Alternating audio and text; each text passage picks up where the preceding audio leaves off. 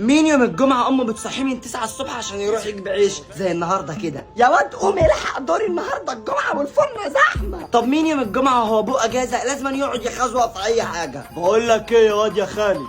تعال ننزل المروحة دي ننضفها ونركبها تاني. يا حاج ابوس رجلك كفاياك بعض. طب مين امه طول الاسبوع بتاكلهم جبنه وبيض بس يوم الجمعه لازم تعمل رز وطبيخ وفراخ؟ طب مين لما النت عندهم بيبقى ضعيف بيروح يشيل كابل الراوتر ويركبه تاني؟ قال كده هيبقى اسرع. حياتي بقت احسن بكتير، انا حسيت فعلا بالتغيير. طب مين يوم الجمعه كان بيستغرب لما اذان الجمعه يأذن مرتين؟ يا ابويا اسمع ورب تكون المؤذن اتلخبط واذن تاني ولا ده صدى صوت. طب مين في صلاة الجمعة هو الشيخ بيدعي بيفضل يزيد ويقول آمين آمين وهو مش فاهم الشيخ بيقول إيه أصلا؟ لا وأهم حاجة بعد ما يخلص يعمل كده الحمد لله. إيه بتمسح الدعوة في جسمك يعني؟ طب مين المنتن اللي هو صغير ما كانش بيستحمى غير يوم الجمعة؟ لا ومش أي حموم، ده حموم ست الحاجة. تعالى يا حبيبي أليف لك ظهرك أليف لك ظهرك يا ولد.